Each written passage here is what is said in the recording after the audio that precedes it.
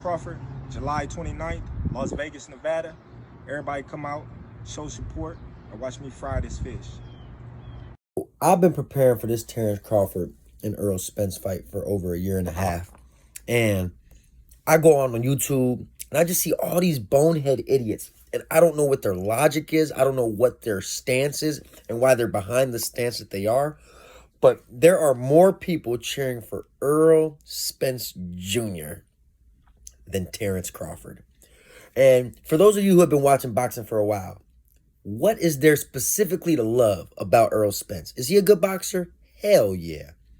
But there's nothing special about him. He doesn't throw 4, 5, 6 punch combinations.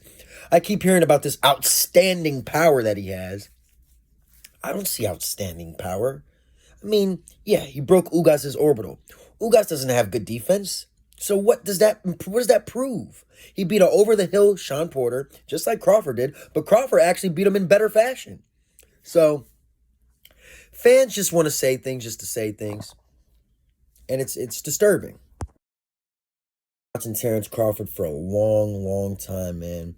I mean, this guy has been one of the best boxers in this generation that I've watched.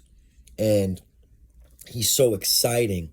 And what's really good about Terrance Crawford is he's so humble.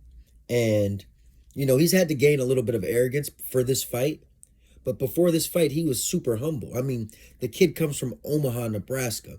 That speaks volumes. Where does Errol Spence Jr. come from? The same place as Jermall Charlo, the Charlo twins, Texas.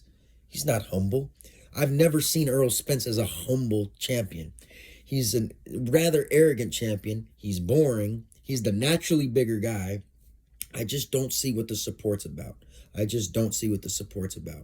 July 29th, I predict that Terrance Crawford is going to have to dig deep for this fight, because one thing about Errol Spence Jr. is that he is the naturally bigger guy, and he is a good boxer, and he's got a great jab.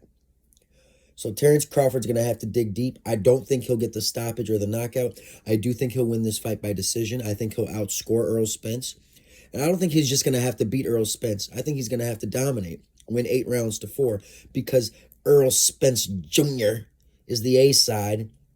And if it's a relatively close fight like the Devin Haney-Lomachenko fight we saw last week, then they'll probably give it to Errol Spence Jr. So we need Terrance Crawford to dominate this fight. And you know what? I think he can. People are saying that he's on the bad side of 35, but I think he's got one last great performance in him to show us. And I think it's going to be against Errol Spence Jr. Make sure you hit that subscribe button. Go ahead and subscribe.